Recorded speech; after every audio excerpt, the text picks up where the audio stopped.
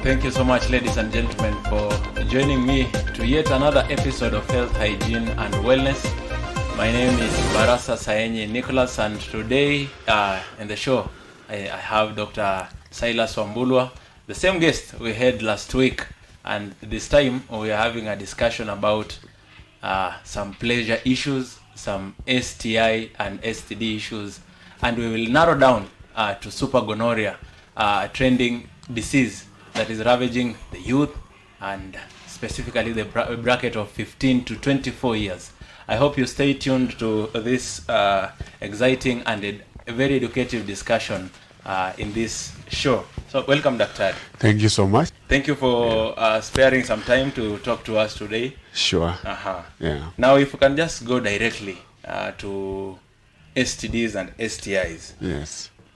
I know from the definition, STD and STI is just infection, sexually transmitted infection, and sexually transmitted diseases. Yes. What's the difference between the two? There's not much difference between STDs and STIs, because as you've mentioned, STDs are sexually transmitted diseases, STIs are infections. You know, the difference between an infection is just like HIV and AIDS, you see. HIV is an infection, then AIDS is the disease part of it. So if somebody has an STI, it means they have an infection, but already they are infected when you test, but they are not exhibiting those very serious signs of disease. But somebody who has STDs, they have an STI, they had an infection, then they are exhibiting those diseases, like just what you mentioned, the supergonorrhea. It's now a disease because it is exhibiting some symptoms, and this patient will show us some symptoms. About how many STIs do we have? STIs are so many. There are as many as the number of bacteria that we have in this world. There are so many, the number of bacteria we have in this world. We have viral STIs, we have fungal STIs. So there are so many. And you know, our body harbors so many bacteria. For example, the woman's genitalia, as we will see later, has so many bacteria, and even viruses and fungi that are there. The ones people usually call yeast. Some are normal, some are not normal, but many are normal flora. They only wait for a certain hitch in the immune system. That's when you develop the infections. So there are so many, but we just sum them up into STIs, although there are ones that are very common, especially those ones that are caused by staphylococcus and many other bacteria. Yes. They are quite common. But others are not very common. We also have others like the viral ones, which are self-limiting, just like nikama homa, like when somebody has a cough. At times you don't take drugs, but you get well. So there are so many. They are uncountable. Is it possible that one can have two STIs or STDs at the same time? Yeah, there is a risk for co-infection. Because the challenge with STIs is that they start inside, then they move outside. And you know, the bacteria that are lining we call it the mucosal membrane of the genitalia of both a man and a woman, they are different from the ones around the skin. So what STIs do is that they break the skin, they break the genitalia, so it now exposes the weaker cells. So these weaker cells, any bacteria that comes in can now affect you. We've seen STIs that are, sometimes we are treating with antibiotics, they are not responding. Later on we realized that there was a co-infection with a viral STI again. So by the time you are realizing this is viral, it's too late. You are treating with antibiotics and yet it's viral. Yeah. And who are the most risk of getting STIs between men and women? Yes, the risk is higher on women, and I'll give a reason why. The reason is most women have, all women actually, their genitalia is open. You know, it's like it receives, you understand? Yes. So the men's system, male sexual organs, they usually don't receive. They do receive. That's why men will also get STIs. But if you compare naturally, the woman will receive more than a man receives. That's why even in HIV, the rates current trends, the rates are high in women than the young women than the male. Yes. Secondly, is also the risk for those bacteria being there. Yes. There are already bacteria in there, some bacteria, some viral cells, or maybe viral organisms in the female genitalia. Yes. More than the male genitalia, because you know the female genitalia is like it's like a bucket. It has several things, so it just takes a little hitch in the immune system, then somebody gets the infection. Yeah, so women are at a higher risk, but again, just to mention, men should not think they are safe, because we are seeing even men who are malnourished. We are seeing men who have low immune system, so they are even at a higher risk than the women. No. But generally speaking, women are at a higher risk of STIs than men. Yeah. I think they get it. Yeah. And now, between oral and anal sex, Yes. there is a misconception, I can say it's a misconception, Yeah. that they reduce, or they are not prevalent to STIs. Does someone who have oral sex and anal sex Yes. are reducing their risk of getting STIs? No, not really. Even lesbians, those people who have same gender sex, that is the male having sex with male, the lesbians, that is women who are having sex with other women, they are still at risk of getting those infections. So to mention about oral and maybe oral and anal sex, Yes. you know, it's not so common in Kenya. That's why I even forgetting. But nowadays it's so common, isn't it? It's It's there. It's there. So, you know, we are adapting a culture that we didn't have, and we need to really speak to the church so that they can really pray for our people so much, because now these are things that were not there in Africa, and they are there nowadays. But we don't even want to think of them, but they are there, so we have to mention. Yes. Oral sex is risky, because now if you introduce the bacteria and viruses that belong to the genitalia to the mouth, it is even worse, because the mouth is now weaker than even the genitalia there. So some bacteria might come from the genital system of a woman or a man. Probably this is somebody who is having oral sex, probably that's a man introducing their genitalia to the women, probably, or maybe to another man.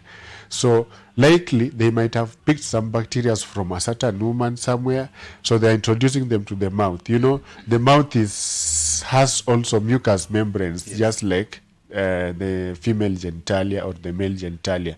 But now the resistance is different, because it is made in a way that it has to resist certain bacteria.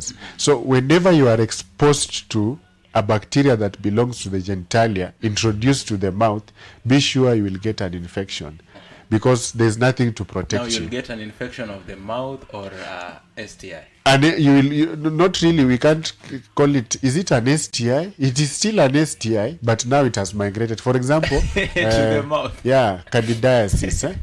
You see, if you have candidiasis of the mouth, you know, it has migrated from the genitalia. The mouth also has some candida cells, or maybe bacteria, fungi. But now, if you introduce the ones that belong to the genitalia, it becomes even worse. That's why you are having people who are developing mouth ulcers and all what have you. We've seen syphilis affecting the mouth, the teeth. Some people lose even their teeth. They lose their gums. Because syphilis, when you introduce it to the mouth, it is worse. Down there, at least there are some cells that will keep fighting. But up here, nothing will fight. Then if you go to anal sex is worst, because now there is always wear and tear. Because, you know, the anus is not meant for sex. Yes. Because it is a bit small, and also most of the time there is always bleeding. So there is a breakage. You know, I was missing that thing. Anytime a system breaks, maybe the mucous membrane breaks, it gives you more risk. That's why you always tell people who have sex regularly, like the people who, for example, the prostitutes, to use protection, because at times you might have a breakage in the system.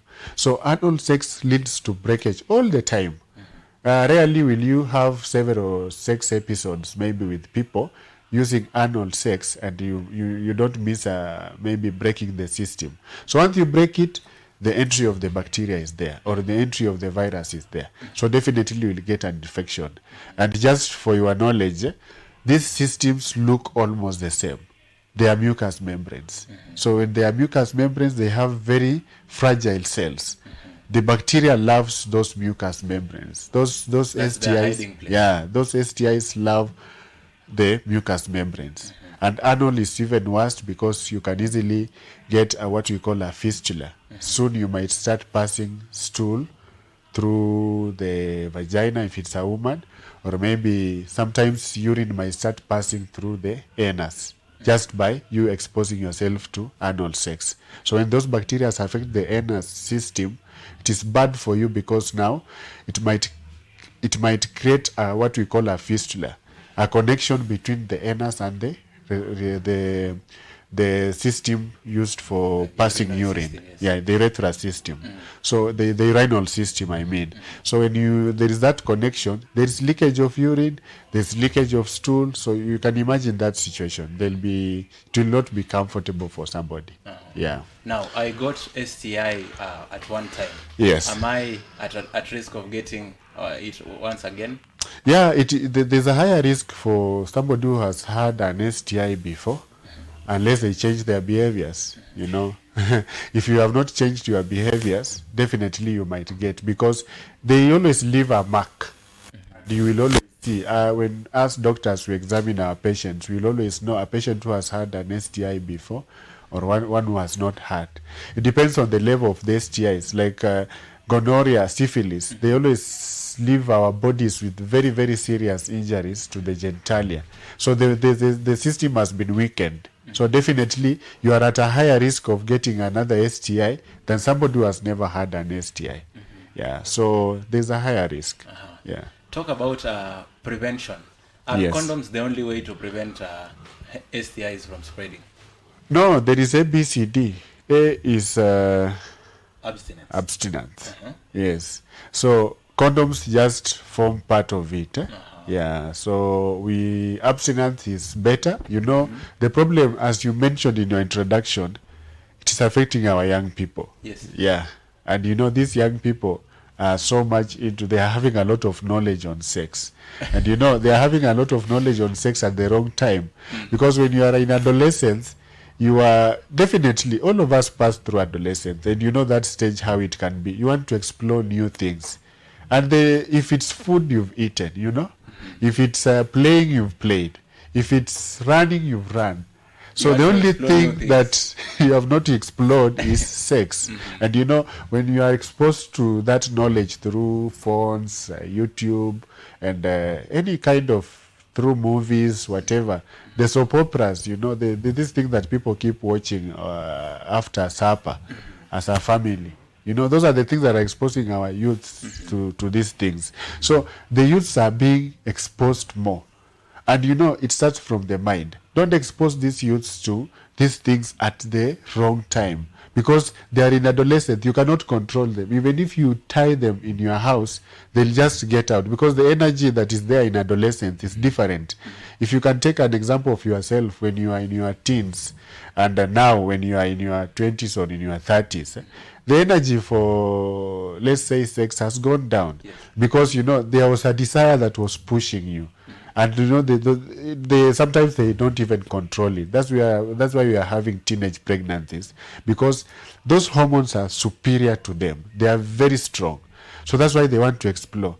Unfortunately, their systems are not mature for sex. You see, like a lady who is 17 years, for example, not all have a mature sexual organ. So they are pre-exposed. They are pre-exposed. It will tear off, you know. Most likely they might have sex with a man who is older than them, you see. So it will tear off. So if this man by any chance has an infection, they'll definitely get an infection. We see them in hospital. They come to us. They have very, very, very, very serious vaginal discharges, uncontrolled with antibiotics. We've given antifungals, no control, because it is very serious. If you compare them to women who are older, these women who are older, even if they come, they rarely come to us with these infections, and they are having sex every day. But these ones, they have sex once, they have an STI, maybe others are having HIV. I heard somewhere, I don't know if you've heard it, that people fear STIs than HIV. Is it true? Mostly, actually, the teenagers. Yes. I think teenagers fear STI than HIV. Than HIV. Yeah, and even I was told that some fear pregnancies than HIV. I think it should not be a thing that they should fear STI and pregnancies than HIV. Yes, it's true, because if you see the circle always goes round, because when you get HIV now, the risk for STI even goes up higher than any other person, because it will restrict you from having sex comfortably. Yes. After once you have your time for sex now, because you'll have to use protection all through. And secondly, if you don't use protection, you get an STI because you have HIV. Sometimes you might have sex and you don't get STIs, because I know viewers will ask you, I have had sex with so many people and I was young and I didn't get STIs. It is true, you can't get it. But the risks are becoming high, because most likely the people you are having sex with have had other STIs. And we have seen a trend of what we'll discuss later, a trend of STIs that are resistant to treatment. Yes. Yeah. So if you get an STI that is resistant to treatment, definitely you will stay with it for very long before the body resolves. So prevention, we can use abstinence for the young people. I'm talking to the young people, because the young people are the ones who are having sex more. I can tell you. These people, I don't know, is it a spirit or what is happening? Because if you look at even the Kenya Demographic Health Survey that was released recently, Yes. the rates of infection for HIV are higher in the young people than the old people. You see, almost more than 40% of the new infections are from the young people. So people don't want to understand. Can we say that whatever we are eating is boiling the blood? No. Whatever we are seeing on internet and whatever we are seeing on these small computers called phones is what is boiling our blood. No. Because you are seeing something that is beyond your age. What will you do? So it is whatever you need to explore. The teenagers are exposing themselves. Yeah, they're exposing themselves. In fact, these people don't eat. They don't eat. They are always on the phone. I don't know if you've seen them. No, they are not eating. They are just on the phone. Is it possible that one can have STI? Yeah. Or me or my partner can have STI and we don't know it? Yeah, it's true. The development stages of STIs is that mostly it takes time for the body to show its symptoms when you have STIs. So you might be infected today. The body just keeps that STI in control over some time. Then all of a sudden you develop the STI. So it takes almost 21 days for somebody to develop STIs, depending on the type. The bacterial the fungal STIs are faster to develop than the bacterial, because the fungal, like what we have, candidiasis. If you get exposed to candidiasis, definitely, even oral candidiasis or any kind of candidiasis, it's easier for you to get an infection with candidiasis easily. Then, secondly, the bacterial, you get infected, but your immune sometimes suppresses it. I said there are some normal flora bacteria that keep on fighting the abnormal bacteria. So if this system finds your body in check, then you are good to go.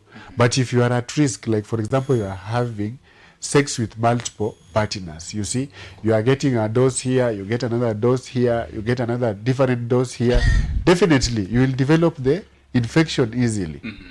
Another example is you are getting like these people are having sex earlier, the young people that we are talking to today. Yes. Now they are getting tears, like they get injuries during sex. Let me use the word injuries during sex. So the body is breaking every day. So there's nothing left to protect you. Definitely, when you get another person who has an STI, you will easily get the infection. So you don't exhibit the symptoms earlier, but later on, one of you will exhibit the symptoms. So maybe one partner, most likely the woman, will show the symptoms earlier than the man. Yeah. Now, someone was arguing that I had intercourse. Yes. Then I washed my genitalia. Yes. And does that expose me to STIs? Or can I get STIs when I've just done sex and I've washed my genitalia? It is one way of protecting yourself, but just a recent example is corona. There are people who, even as doctors, we could do whatever we can. We could put on the scrubs, we could wash our hands, we could do what we can. But when you go home, you get the COVID. Why? Because there's always a small percentage that will always leak. And you know, these detergents, some of them, they don't kill all these bacteria and viruses. And look at the female genitalia, for example. It is not easy for you to even forget about even the female genitalia, the male genitalia. You can't easily clean it inside. And you know, when you are having intercourse, already those bacteria have slipped off. So even if you go to wash yourself, they've moved. You know, these are very small things. They are microscopic that you can't see. And they move very fast, especially when they get to the mucous membrane. It's like they move very fast, just like HIV. So washing cannot really protect you. Yeah, it can't. And Dr. what is pap test? Pap test, pap tests are used mostly for testing issues to do with the CS cervix, cancer of the cervix, as we discussed last time. But also, sometimes you can just take some swabs from the vagina, or maybe the male genitalia. Yeah, so you always use something like a probe to just get some clear secretions. Then you take them to the lab for testing. So it is easier for you to identify if it is bacterial, viral, or if it is fungal. So a pap test can also be used to test a STI? Haven't heard of it, but maybe I can check before we finish the topic. I can check, but I've heard of the pap test for the CS cervix. Yeah. All right. We are taking a short break here at Health, Hygiene and Wellness. I hope that you stay tuned.